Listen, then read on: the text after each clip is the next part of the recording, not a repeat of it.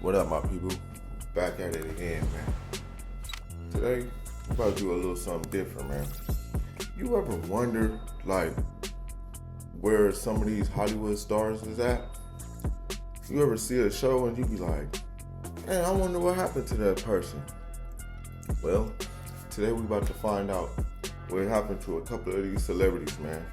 How they end up getting in a bad situation. A lot of these celebrities that we don't see no more is 9 times out of 10 either dead, missing, or in prison. So today we about to check out a couple of these celebrities that got locked up for some crazy crimes that's never going to get them out again. Let's get right into it. These are proof that just because you live a lavish life, it doesn't mean you're above the law. Danny Masterson was most well known for a single credit, but it was a doozy. Between 1998 and 2006, he portrayed Stephen Hyde as part of the ensemble cast of the beloved sitcom That 70s Show. It was pretty much smack in the middle of that series' run, though, that he committed the crimes that would later land him in prison for the rest of his life. The drugging and sexual assault of 2 different women at his home between 2001. Hey, you know what's crazy? I used to always wonder, like, because he was so cool on That 70s Show, I just knew he was going to be in, like, a lot of other movies and stuff like that, a lot of different shows. But I used to wonder, like, where he at? Now I know. This is crazy. I didn't know he went to jail for the stuff he did. 2003. Multiple women came forward about Masterson's crimes in 2017, initiating an investigation that quickly caused the actor to be dropped from the Netflix dramedy The Ranch. While some of the cases were dropped, 2 of them decidedly stuck, and the victim's harrowing testimony at his 8-month-long trial resulted in Masterson being convicted on 2 counts of rape in May 2023.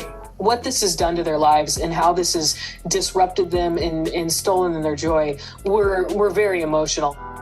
Just over 3 months later, the actor was slapped with a sentence of 30 years to life, which he began serving at North Kern State Prison in Delano, California on December 27, 2023. Bro. These people have so much money, like, just like this next one. People got so much money, like, what make you want to do that? I don't know, bro. It gotta be some kind of trauma from being a kid or something. I don't know, because you got all this money, man, and you having your way. You can buy whatever you want to buy. You can do whatever you want to do, but I don't suggest you do it with no kids or try to rape people. I mean, allegedly try to, harm people. Harvey Weinstein was one of the most prolific and successful film producers in history, producing classics such as Pulp Fiction, Scream, and Gangs of New York. Operating from a position of immense power in Hollywood, he seemed to think he could just smooth it all over when, in October 2017, allegations of inappropriate behavior began to surface. In a statement, he related that he knew he had, quote, caused a lot of pain and expressed his remorse, but it was not enough. At this time, the Me Too movement was starting to snowball, and perhaps emboldened by that circumstance, a slew of additional women began to come forward. Among them were such high-profile actresses as Salma Hayek, Rose McGowan, and Ashley Judd. I fought with this volley of no's, which he ignored. Who knows, maybe he heard them as maybe he heard them as yeses, maybe they turned him on. Within a couple months, Weinstein had been banned for life from the Producers Guild of America and fired from the board of the company bearing his name. Weinstein was eventually indicted in New York and convicted in 2020. Whoa, bro. He walking in there with a walker. Wait, hold on. Of third-degree rape, receiving a 23-year sentence. In 2022, he was convicted of similar crimes in California and slapped with an additional 16 years. The New York sentence was overturned in 2024, but as of this video, This is him? Bro, they whooped him. All them sentences. Whoa, wait, look. Right here, he look regular, look. 16 years. The New York sentence was overturned in 2024, but as of this video, The 72-year-old is expected to be in custody for the remainder of his life. Canadian actor Ryan Grantham had been in the business from a young age, making appearances in projects like the 2010 film Diary of a Wimpy Kid. In his teens, he began to land some pretty high-profile roles, earning guest spots on the hit series Supernatural and Riverdale. He seemed poised for even greater success, until the day he threw away his career in shocking fashion. In March 2020, Grantham, who had been silently dealing with profound mental health issues, approached his mother from behind as she sat playing piano in their Vancouver area home and shot her in the back of the head with a .22 caliber rifle. 2 days later, he packed up his car with guns, ammunition, and Molotov cocktails and headed off to carry out deadly plans against Canadian Prime Minister Justin Trudeau. But before he got too far, his conscience apparently got the better of him. Grantham ultimately decided to drive to a Vancouver police station where he allegedly confessed to an officer, quote, "I killed my mother." 2 years later, he was sentenced to life in prison with a minimum of 14 years of parole ineligibility for the crime. On the final day of Grantham's trial, he addressed the court, saying, "I cannot explain or justify my actions. I have no excuse. It hurts me to think about how badly I've wasted my life." Michael Jace was best known for playing cops and authority figures, which included his most prominent role as Officer Julian Lowe on The Shield. Within just a few years after that series ended, though, the steady acting work had largely dried up for Jace. He declared bankruptcy in 2011, and by 2014, he had defaulted on the mortgage payment for the home he shared with his wife and their 2 young sons. It was in that home, in April 2014, that the unthinkable occurred. Jace's wife, April, was talking divorce. Apparently convinced she was seeing another man, Jace shot her in the back as she arrived at the home in front of their boys. As she lay on the floor, he shot her twice more, then called 911 to report what he had done. April Jace died of her injuries, and at trial in 2016, Michael Jace's fate was largely sealed by the heartbreaking testimony of his older son, who recounted hearing his father tell his mother, "If you like running, run to heaven," before shooting her in the leg. In June of that year, Michael Jace was found guilty of second-degree murder and sentenced to 40 years in prison, making it highly unlikely that the 62-year-old will ever walk free again. When Percy Master P. Miller began to find success with his No Limit Records label, he was determined to get his brothers as far away from the violence of the New Orleans projects as he could. Master P made his brothers Corey, nicknamed C. Murder, and Vishon, nicknamed Silk the Shocker, centerpiece performers of his fledgling stable of artists. But despite gold-selling success and an increasingly high profile, Corey Miller simply could not stay away from trouble. A 2001 incident in which Miller discharged a gun outside a nightclub landed him in legal hot water, but that was just the beginning. In January 2002, Miller found himself in another altercation at a New Orleans club. During the scuffle, he fired a shot, striking 16-year-old Steve Thomas in the chest. Thomas died at the scene, and Miller was tried twice. A 2003 trial resulted in a mandatory life sentence, but the conviction was overturned due to the failure of the prosecution to disclose the criminal pasts of several witnesses. Miller was retried in 2009, and he was again sentenced to life. In recent years, celebrities such as Kim Kardashian have publicly lobbied for authorities to take a new look at his case, but in 2023, a federal judge upheld Miller's conviction. For 5 seasons beginning in 2011, Discovery Channel's Sons of Guns was must-see TV for firearm fans. The series put the spotlight on Will Hayden, the owner of Red Jacket Firearms. In 2014, though, the series was unceremoniously canceled when Hayden was arrested for a horrifying crime: the repeated rapes of 2 preteen girls, nearly 2 decades apart. Hayden was tried and convicted in 2017, receiving life in prison plus 40 years, with the judge also stipulating that there would be no opportunity for parole or any other form of early release. Just 2 months later, Hayden pleaded no contest to similar charges in a different parish. One charge involved one of his victims in the earlier case, and the other involved his own daughter, who publicly claimed that her father had attempted to assault her in her bedroom. Wait. What? This is crazy. Wait. Wait, what? Did I hear that right? pleaded no contest to similar charges in a different parish. One charge involved one of his victims in the earlier case, and the other involved his own daughter, who publicly claimed that her father had attempted to assault her in her bedroom roughly 20 years prior. An additional life sentence was imposed in that case, and in 2019, Hayden's appeal in the first case was denied. NFL fans might recognize Eric Naposki from his stints with the New England Patriots and Indianapolis Colts in the late 80s. The former linebacker was working security at a nightclub when he met Nanette Packard, a young mother of 3 with whom he began a relationship. There was just one problem. Packard was engaged to and living with wealthy entrepreneur William McLaughlin.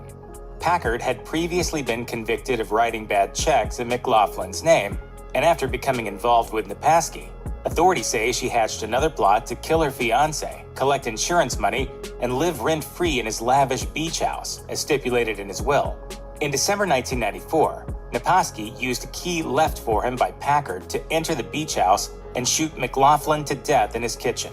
The crime remained unsolved for 15 years, but in 2009, Naposki and Packard were arrested after cold case investigators were able to build a case against them. Both were slapped. They had a cold run. Like, bro, that was a long time before they got caught. Before anybody, like, got suspicious. This thing, that's crazy. People do the craziest stuff, bro. This is crazy. With life sentences with no chance of parole. Ronald "Raw Diggs" Herron's burgeoning rap career appears to have been little more than a front for his position at the top of the murderous Mad Dogs Blood Gang, which supplied hard drugs to several Brooklyn neighborhoods. Herron was convicted in 2014 of personally killing 3 people connected to the drug trade, and the case was somewhat controversial due to the fact that some of the lyrics in his own songs were used as evidence against him. Many of the lyrics pretty much amounted to blow-by-blow accounts of his crimes. At his sentencing, Herron accused the judge and prosecutors of manufacturing a case against him, while the judge fired back that Herron's obvious intelligence was part of the reason for his harsh sentence. Herron appealed the ruling, claiming that the use of his lyrics as evidence constituted a violation of his rights, but the appeals court wasn't buying it. The court ruled that any First Amendment considerations were decisively outweighed by the fact that the lyrics in question were, well, pretty damning. The OWN reality show Welcome to Sweetie Pies indeed struck a sweet spot with viewers, running for 9 seasons between 2011 and 2018. It focused on Robbie Montgomery, a former backup singer for Ike and Tina Turner who pivoted to becoming a soul food restaurateur after her music career ended.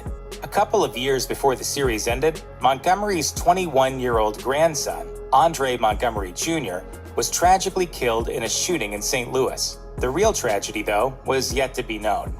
In 2020, Tim Norman, Montgomery's son and member of the Sweetie Pies cast, was arrested and charged with murder for hire in the death of Andre Montgomery.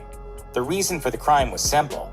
Norman had taken out a life insurance policy on Montgomery, and he stood to gain nearly $500,000 in the event of his death. At trial in 2023, the evidence of cell phone activity and the testimony of Norman's accomplices was more than enough to convict him. He was slapped with a life sentence. Harrison Norris Jr. is best known to fans of WCW wrestling as Hardbody Harrison, who in the 90s appeared in a number of matches. After Norris's wrestling career ended, he went on to win the FX competition series Tough Man in 2000. But behind the scenes, he was known to the women he preyed upon as a walking nightmare. Norris was arrested and faced several shocking allegations that he lured women to live with him, his wife, and one of his children as trainees who could potentially one day land lucrative pro wrestling contracts. Instead, he held them as virtual captives, creating never-ending debt to him for failure to properly perform chores or tasks, and collecting on that debt by forcing them into prostitution. He kept them in line with threats of violence, and the fact that he transported them across state lines on occasion was enough for him to be prosecuted under a federal anti-human trafficking law that had been... Bruh. These people go from being celebrities to being criminals quick. This is like, bro, he did a lot. You trafficking, you pimping, you beating, man, this is crazy. Passed 7 years earlier. In November 2007, Norris was convicted and sentenced to life in prison. Tackle Keith Wright was signed by the Houston Texans out of college in 2003, and he bounced around to several teams before retiring in 2006. In 2011, he was arrested in Sacramento, California on suspicion of taking part in a string of home invasion robberies in the area. Prosecutors alleged that Wright did more than mastermind the robberies, where victims were threatened with a gun to get them to give up money and property. During one of the robberies, he kidnapped and sexually assaulted one of his female victims before making her drive him around town, withdrawing money from 2 banks. Unfortunately for Wright, he left behind DNA evidence for the authorities, and his DNA profile was logged in a database thanks to a previous arrest. In November 2012, Wright was convicted of a whopping 19 different charges, landing him a sentence specifically engineered to make sure that he never walks free again. 114 years to life, plus an additional 120 years and 8 months. If you or anyone you know may be the victim of sexual assault, please contact the Rape, Abuse, and Incest National Network website or contact RAIN's National Helpline at 1-800-656-HOPE, 1-800-656-4673. Well, that's it, man. That's all we got. Boy, that was a roller coaster. I'll tell you, man. It's just crazy how when people get money, I don't understand why they go out here and, do the stuff that they do, commit these type of crimes. Like, bro, you got a gang of money, why? I don't know. We'll never know why people do stuff.